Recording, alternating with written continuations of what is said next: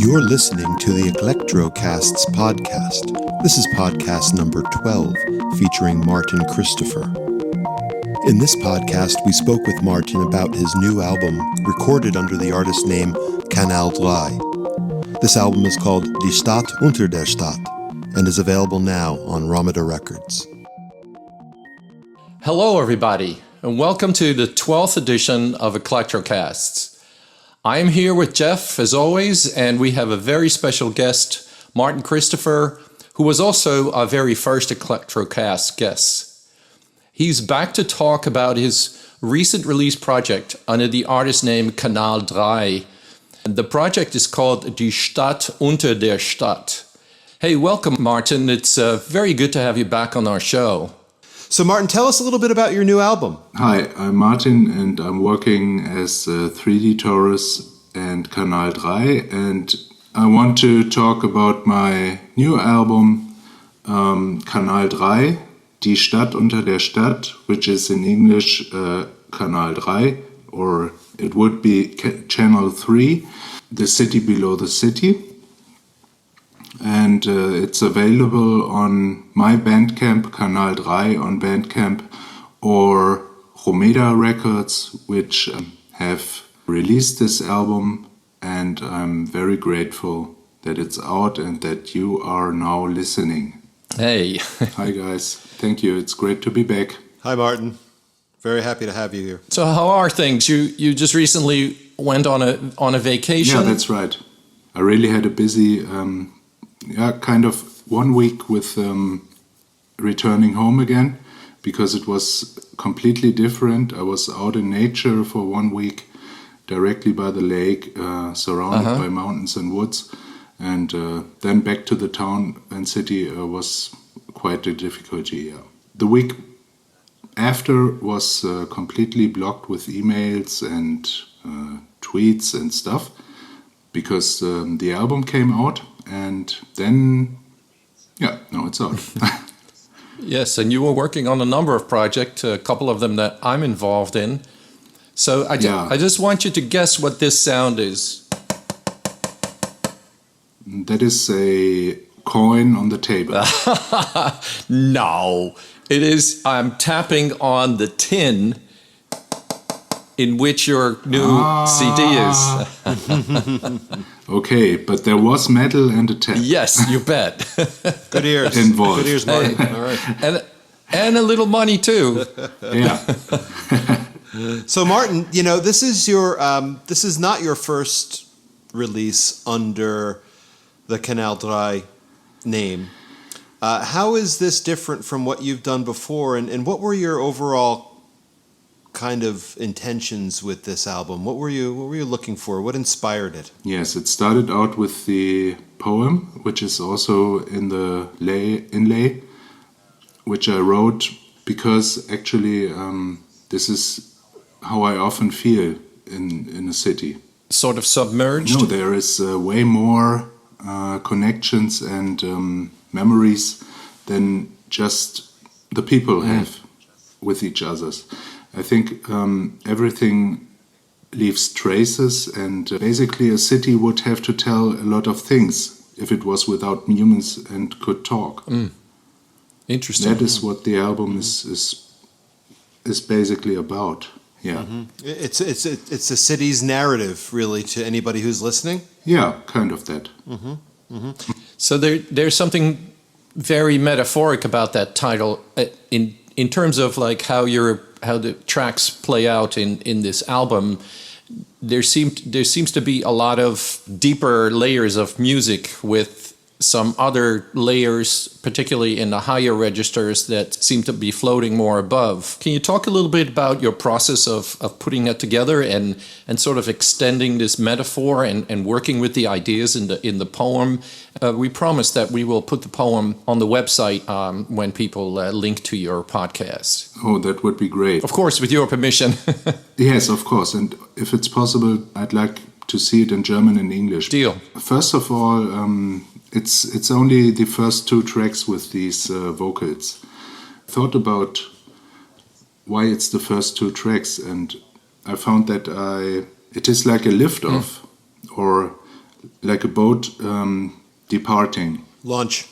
Yeah. Yeah, like a boat launching.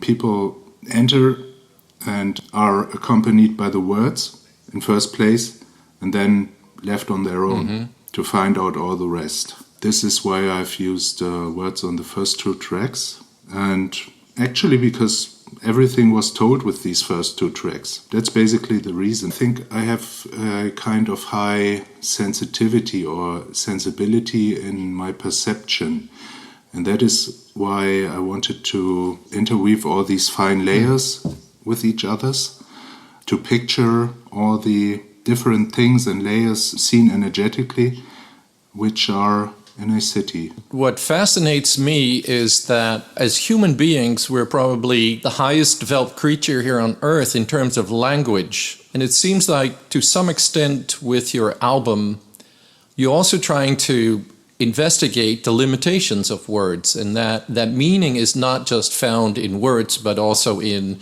sheer existence, and that seemingly inanimate thing like a city actually has a life of its own. Does that make any sense? Yes. Is that what you're after with this album? That makes a lot of sense because, of course, I have not had the thought about humans as developed creatures and stuff because I was focusing on the city stuff. But I can definitely say that... Martin, in your poem, sort of, after the middle part, there is a turn where you do identify how a city communicates. And you say what is there is information, signatures, vibrations, and resonances. Yeah. And what do you mean by signatures? I think signatures in this case stands for, my girlfriend, for example, often feels stuff in hotel rooms. Although the room is clean and empty when we move in, she can often say this room has this and that in it. Traces. So remnants of almost exactly. Almost something spiritual. Yes, but you can definitely. think of a signature as an identifying characteristic, right? Yes, it is a trace of energy which has a certain content and like a very low visibility or something. Yes. But it is still there, as if you drew lines behind all kinds of people walking around in a day in the city. You'd see a giant maze of colorful lines. That is one thing I mean by signatures. Very nice. Instance. And this is something you can sense. This is not necessarily something that can be put into words, but it can be sensed. Of course, this is definitely something that would be denied by most people and would be denied by science in biggest parts. On the other hand, I think magnetic fields and energetic grids have a kind of memory as well. Like if you print something into a metal plate, it is there because this is a very strong print. But I think the imprints in this world leave a trace as well and have an effect. That is something which is depending, of course, on a high sensitivity and high sensibility. And so how does this idea of these different forms of energy, information, signatures, vibrations, resonances, and some of these are very musical terms, right? I mean, we talk about signatures in music, we talk about vibrations, we talk about resonance. Can you give an example in any of the tracks of your album where you were very explicitly giving that expression? Yes, I think definitely one tool I used for these things is that there is almost no synthesizer on the album.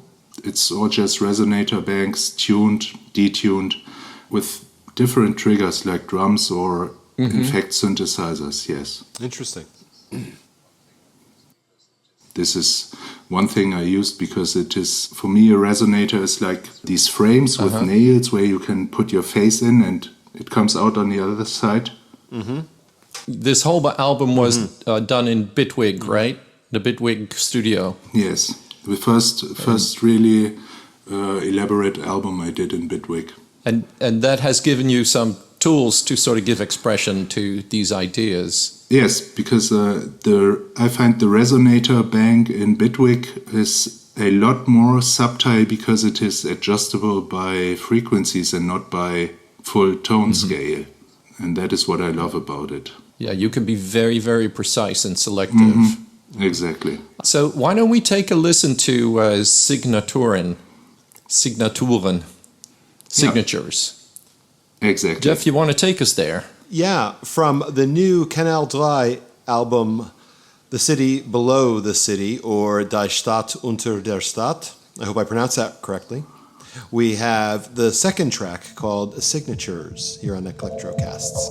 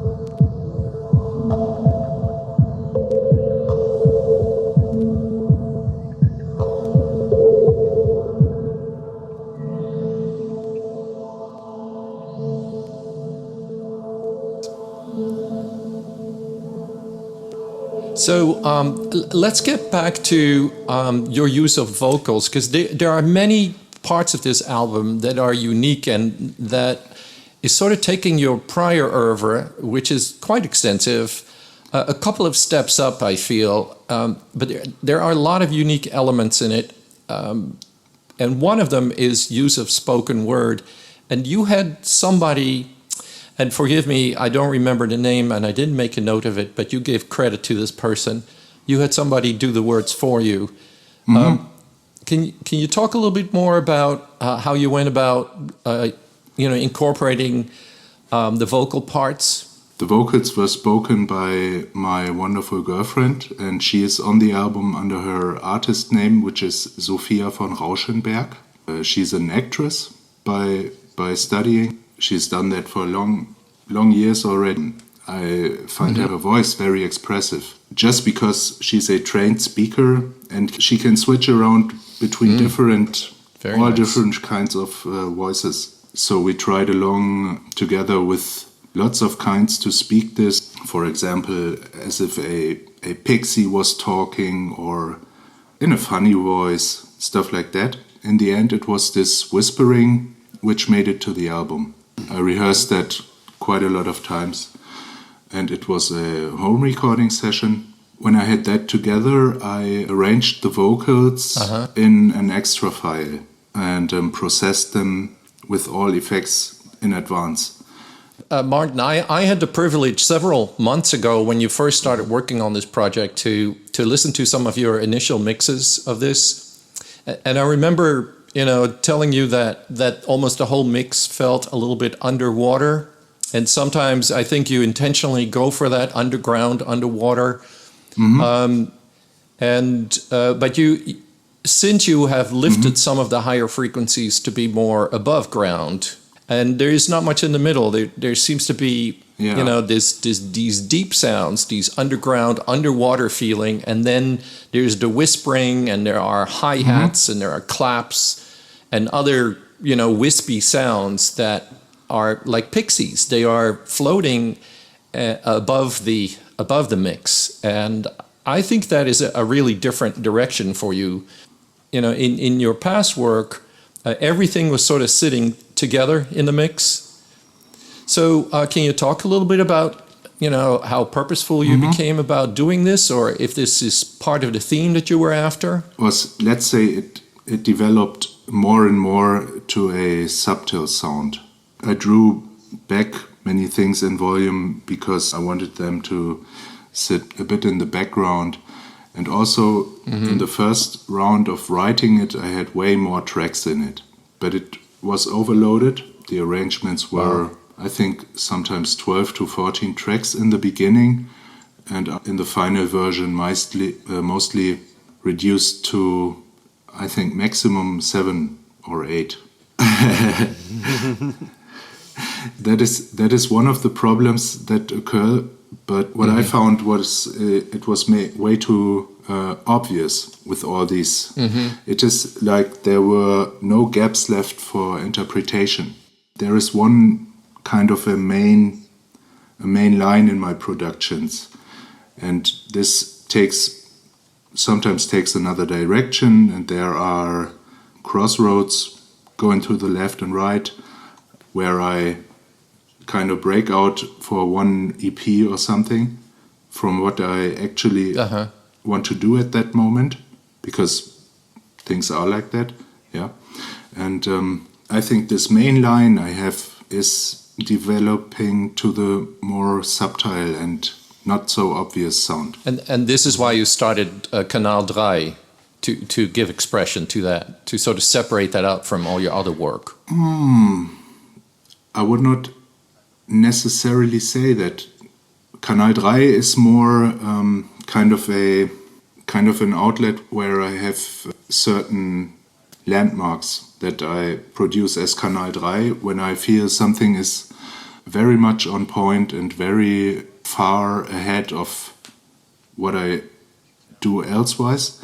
I declare it as Kanal Drei because I have, I think, like 40 releases or something as 3D Taurus on my Bandcamp. And recently I switched probably 10 or so on still downloadable. The rest is not downloadable anymore. I felt I don't want to delete them because some people have bought them and they want to have them further on in their app and stuff.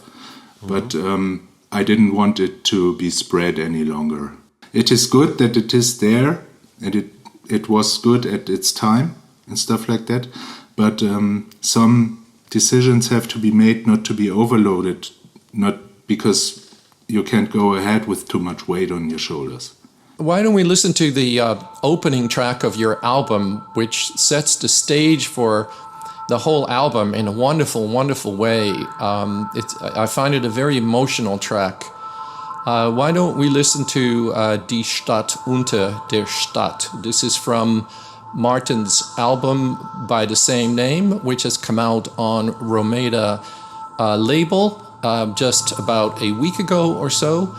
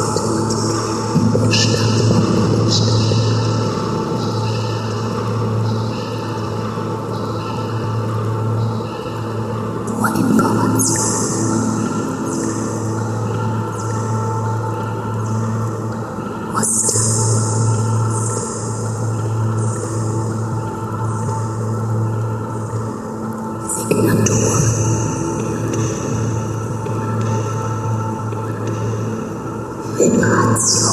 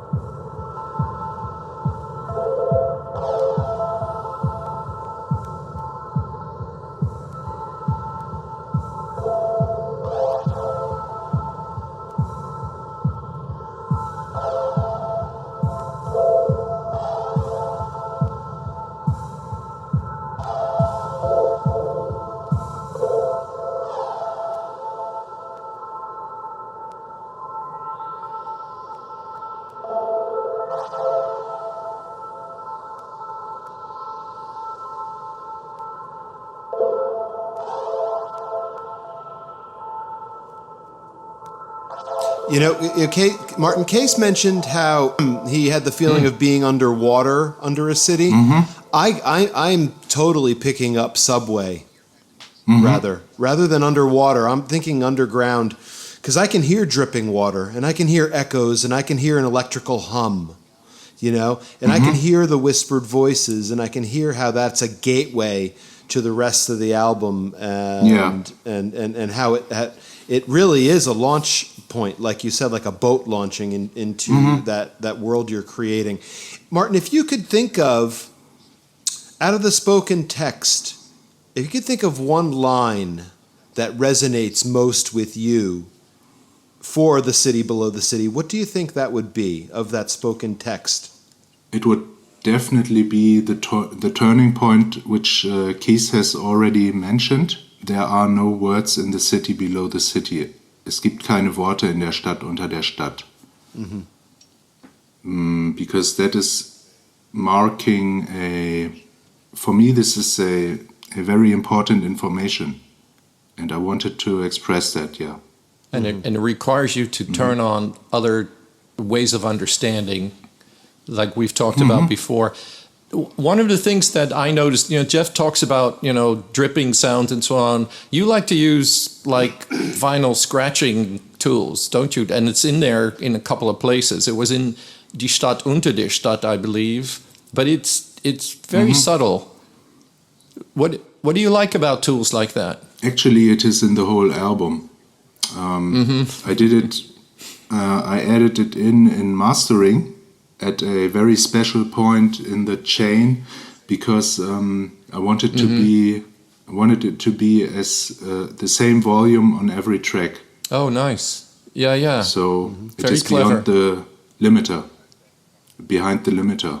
Behind that comes another limiter which is set to 0. And it keeps that all in check. Yeah, exactly. I think this has a very subtle effect, not necessarily because I wanted to give people the impression they are listening to vinyl, but I wanted to add a sense of random and a sense of more signatures. And this is something which is obvious on a vinyl record. I think John Pierce said that live as well as vinyl has surface noise, and this refers a lot to the the signatures and resonances on the album.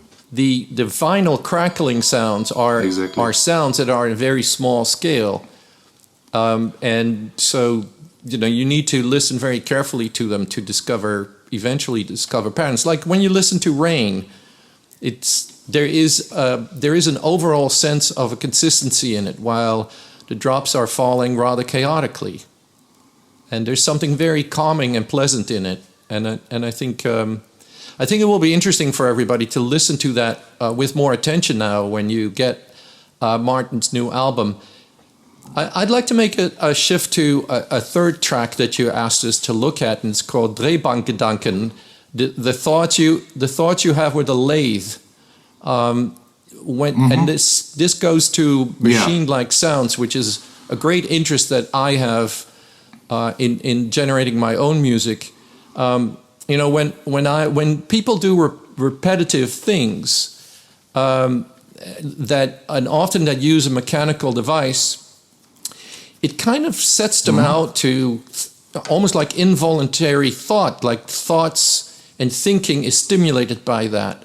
And when I was listening to your track, Drehbankgedanken, I found it started with a funky sort of dance rhythm, but then it opened up an avenue for me to sort of be more contemplative. And it is the last track on your album. So can you talk a little bit about why you ended with that?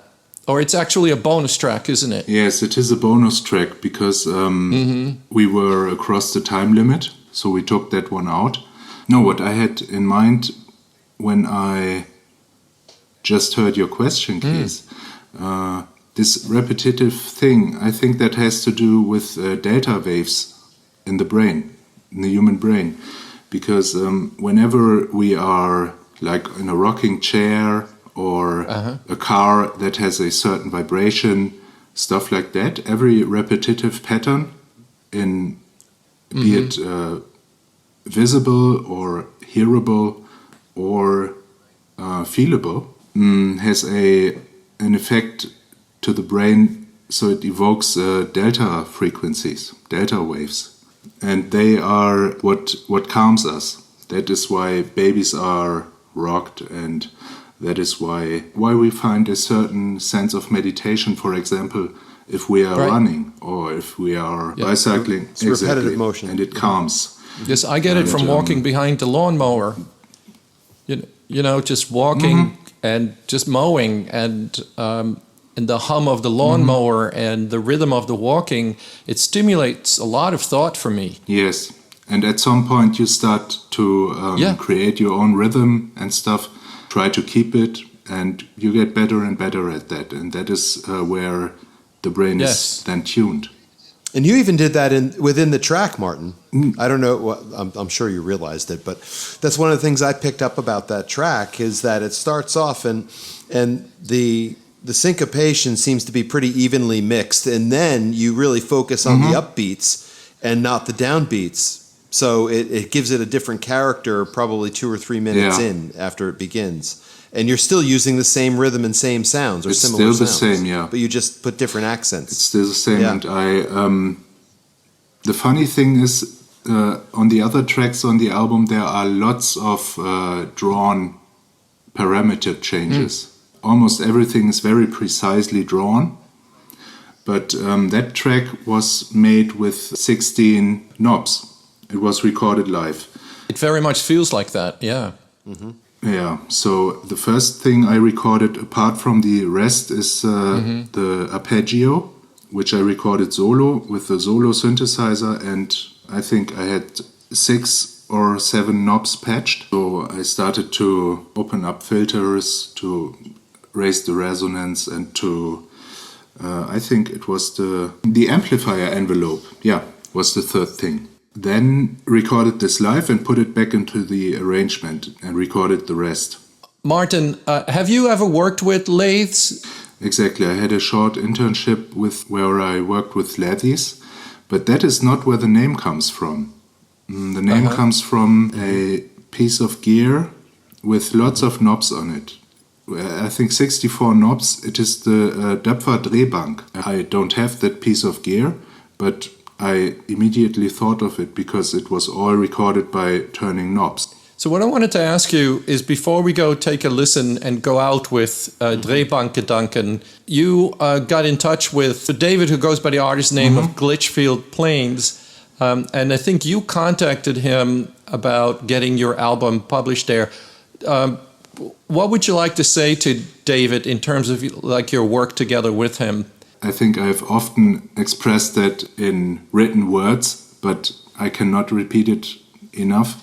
It is that I'm eternally grateful for every little thing he does for the artists on Romeda, and every little thing he does with Romeda, because it's amazing, and I'm always deeply moved when I receive another package from him, or something like a letter, or with a small note inside, and it's just great. Yeah.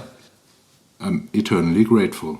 You guys have musically a lot in common too, I find. I find a lot of his work also uses these gradually repeated elements as well. And sometimes, if I don't know what I clicked on, I think I'm listening to you, but I'm actually listening to Glitchfield.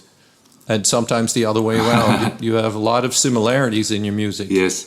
I love his Sentinel Black EP, which is, I think, Romeda catalog number 2. No, is it 3, I think. There is a certain feel that goes through all Romeda records. Gets evident if you listen to the 1-year birthday compilation Process, a Romeda Records restore point. I can only recommend that to everyone listening right now. It's a great CD, has a great artwork, and there are 12, 14? Not sure. I think 13 or 12 great tracks on it, and you see the red line in Romeda if you listen to this. Yes, very nice. And that is why I can only recommend it. Yeah, and in just an hour or so, we'll be talking with David himself, so we'll sure hear more about it. Hey, Martin, this has been really, once again, amazing to talk with you. It's really nice to see you moving forward in your work, and I know you have a lot going on. I know some of that involves myself. I'm very honored to be working with you on some projects. Yep. So thank you again for being with us. My pleasure as well. I just want to let everybody know we've been talking with Martin Christopher about his Kanal Drei project called Die Stadt Unter der Stadt, the city below the city. And it's been a real privilege, and we're looking forward to putting this out soon. Jeff, you want to take us out with Drehbankgedanken? Of course, you'd give me the hardest one to pronounce the take out. Yeah. Drehbankgedanken. I can't do it. Case, take us out. All right, really. so I'm going to sound like an ass. Okay, everybody. Well, we're going to go out with a bonus track called Drehbankgedanken by Kanal Drei, and we've had the enormous pleasure of talking with Martin Christopher today. Thank you, everybody, for listening, and to next time. Bye-bye. Bye, Martin. Thanks a lot. Thanks, bye.